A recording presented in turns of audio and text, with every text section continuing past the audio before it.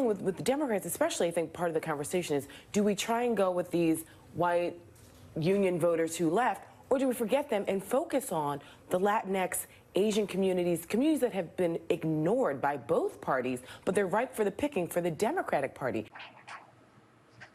Hello and welcome to another segment of the Radioactive Rant. I am your host, Lawrence Odie. Let's jump off into it. Here we have Christina Greer, an associate professor from Fordham University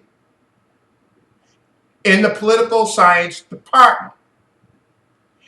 And she is explaining how Elizabeth Warren might be able to get to the nomination and then eventually to the White House. And the way she's explaining this is incorrect. She's done a clever juxtaposition in her wording, where she says white union voters that have left, she knows damn well that the text subject there is African American millennials that aren't showing up. And this is why Elizabeth Warren is down in the polls. Now, and she's down in the polls because African American millennials are very specific on what they want. They want their due. People, they are not playing. They want their due. They want their reparations. And they are prepared. And it's already showing up. They are prepared to sit down and sit out 2020 if they don't get their tangibles. And that's about 20 trillion to you, white America. That's 20 trillion to you. Don't be talking about don't write a check. We don't need a check. No, that's not what the millennials are saying. What the millennials are saying, the African American millennials are saying, is that they will give you, they will hand to you, America, on a silver platter, another 4 years of Trump. Because, as I said, if I didn't say it, I'm going to make it very clear.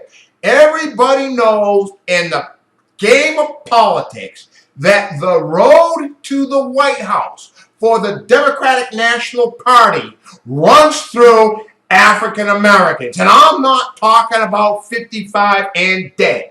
I am talking about African American millennials and part of the baby boomers, or the Generation X rather, that wants to get up off their asses and do something.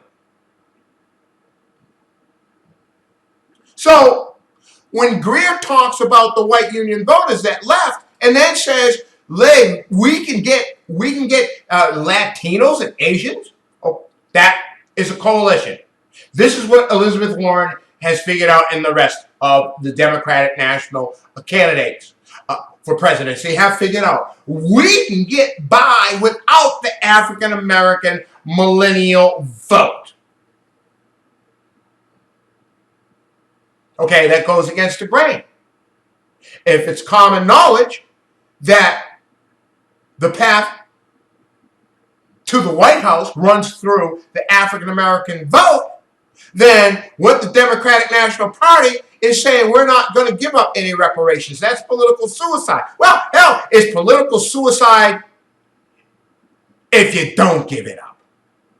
Because if you don't give it up, millennials, and you understand this, and the millennials know, the Democratic Party knows this. They know this, that the millennials are prepared to stay home. And so am I. Okay? We are prepared to stay home. And I never thought I'd hear myself say this in all my life. But you know what? I've had it. No more voting for people that promise me the world and then give me pissed down economics. I'm not trying to hear it. Okay? And I don't even matter. I'm 55 and dead.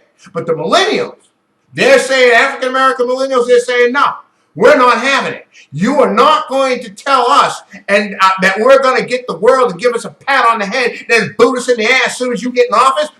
Ain't going for it. And guess what? You won't be going to no office, or unless the office that you hold right now Senator Warren, that's the one that you'll be holding. And whatever you hold Biden and Bernie Sanders, Senator, that's where you're going to stay. That's exactly where you're going to stay. Because what you'll get in 2020 is 4 more years of Trump. And you can bet your last money on that.